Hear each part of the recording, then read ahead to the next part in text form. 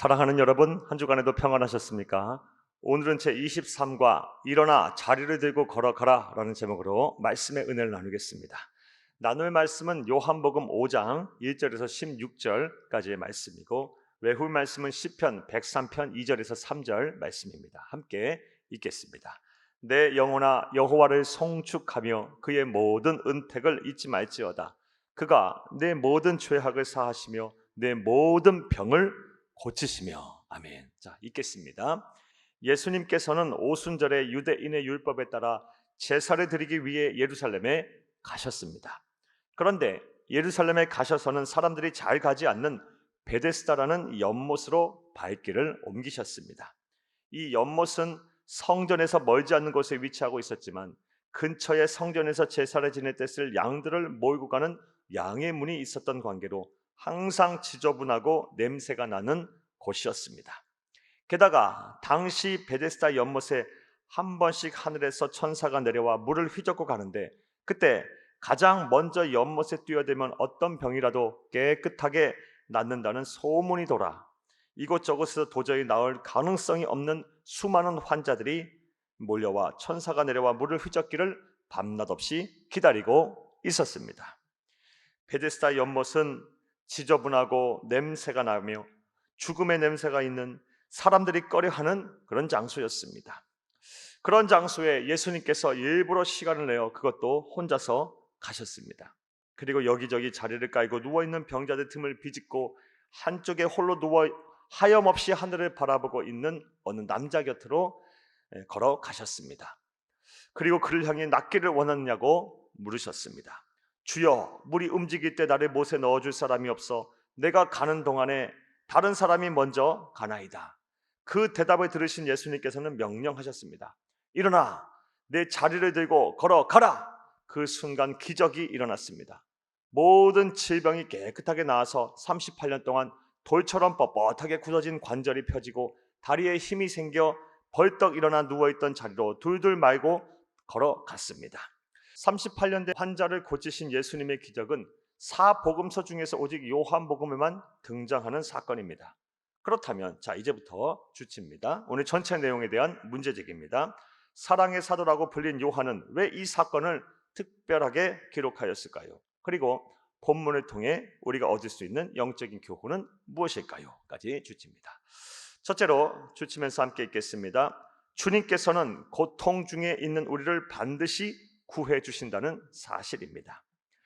예수님께서 기적을 행하신 날은 안식일이었습니다. 당시 유대 사회는 안식일에 일을 할 수가 없었습니다. 병을 고치는 것까지도 일로 보고 금지를 했습니다. 특별히 예수님은 이미 성전 청결운동 사건으로 인해서 바리새인들과 율법학자로부터 위험한 인물로 감시당하고 있었습니다. 그럼에도 불구하고 예수님은 당신의 그러한 상황에 개의치 않으시고 38년 된 환자를 찾아가 일어나 내 자리를 들고 걸어가라 라고 말씀하셨습니다.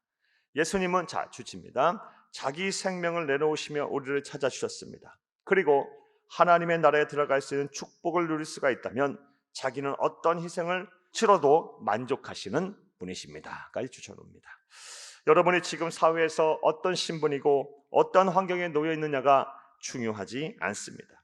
그저 하나님을 찾고자 하는 작은 소망과 예수님을 구세주로 믿기로 결심한 마음만 있다면 사랑의 하나님께서는 지금도 반드시 여러분을 만나 주실 것입니다. 세상을 살면서 몸과 마음을 다치고 소망이 끊어지신 분들, 오랫동안 교회를 다녔지만 불신앙의 자리에서 벗어나지 못해 구원의 기쁨이 없으신 분들, 지금 예수님이 당신을 만나기 위해 찾아오셔서 마음의 문을 두드리고 계십니다.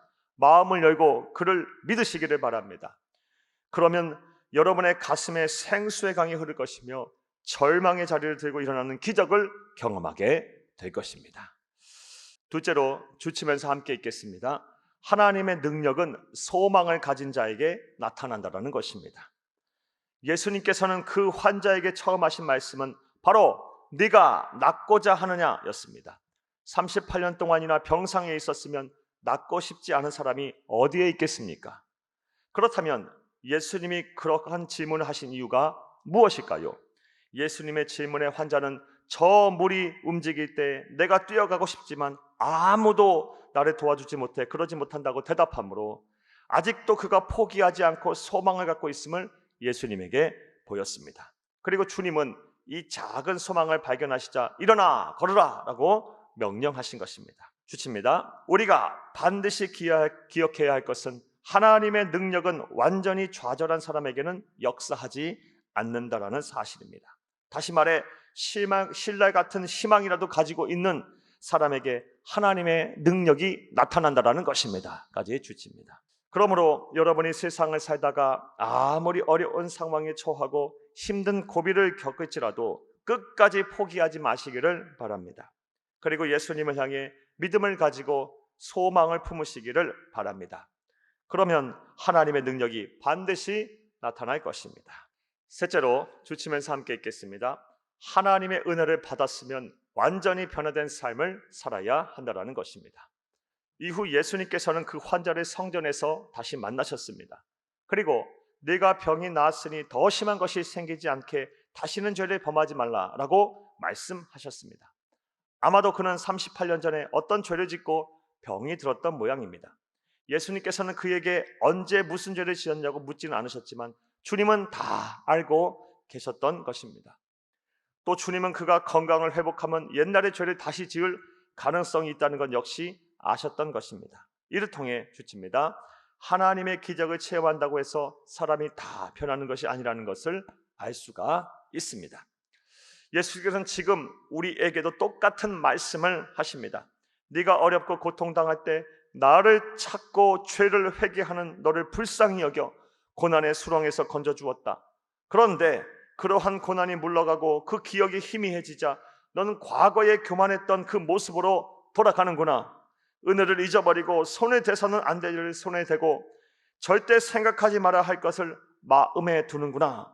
이러한 주님의 음성을 거역하고 또다시 죄를 짓게 되면 그때의 상처는 더욱 큰 상처가 될 것입니다. 왜냐하면 첫 번째 잘못해서 맞는 매는 그렇게 아프지 않지만 두 번, 세 번 반복해서 맞는 매는 피먹이들 만큼 더 아프기 때문입니다. 사랑하는 여러분, 저는 본문을 대할 때마다 제가 바로 그 고침을 받은 환자가 되길 소망하며 말씀을 묵상합니다. 사랑의 하나님께서는 그런 저를 항상 만나 주셔서 제 마음을 어루만지며 소망을 주셨습니다. 이런 은혜가 어찌 저에게만 해당되는 국한되는 은혜이겠습니까? 특별히 지금 앞이 보이지 않는 어두운 삶의 긴 터널을 홀로 지내며 마음의 여유가 없고 근심이 가득한 분들이 계시다면 말씀 속에서 위로하시는 하나님의 사랑의 음성을 듣고 새 힘을 얻으시기를 간절히 바랍니다. 그리고 하나님 앞에 나오셔서 일어나 내 자리를 들고 걸어라 라고 말씀하시는 인자한 주님의 음성을 들으시기를 바랍니다. 할렐루야. 말씀과의 만남을 보겠습니다. 1번 봅니다. 지저분하고 죽음의 냄새가 나는 사람들이 가기를 꺼리는 베데스다 연못으로 예수님께서 찾아오신 이유가 무엇인가요? 38년 된 병자를 고치시기 위해서 예수님께서는 안식일 일을 해서는 안 된다라는 이런 계명을 깨시면서까지 당신의 안위를 돌보시지 아니하시고 환자를 고치시러 그곳에 가셨습니다. 2번 보겠습니다. 예수님은 무엇을 확인하기 위해 38년 된 병자에게 네가 낫고자 하느냐고 물으셨습니까? 사랑하는 여러분, 아직까지 소망이 있는지, 이 신라 같은 희망, 소망이라도 가지고 있는지를 확인하시기 위해 예수님은 그런 질문을 하셨던 것입니다. 우리 주 예수 그리스도께서는 소망이 있는 자와 함께 일하십니다. 따라서 아무리 삶이 힘들고 어렵더라도 소망을 잃지 않으시기를 간절히 주의 이름으로 부탁합니다. 3번 보겠습니다.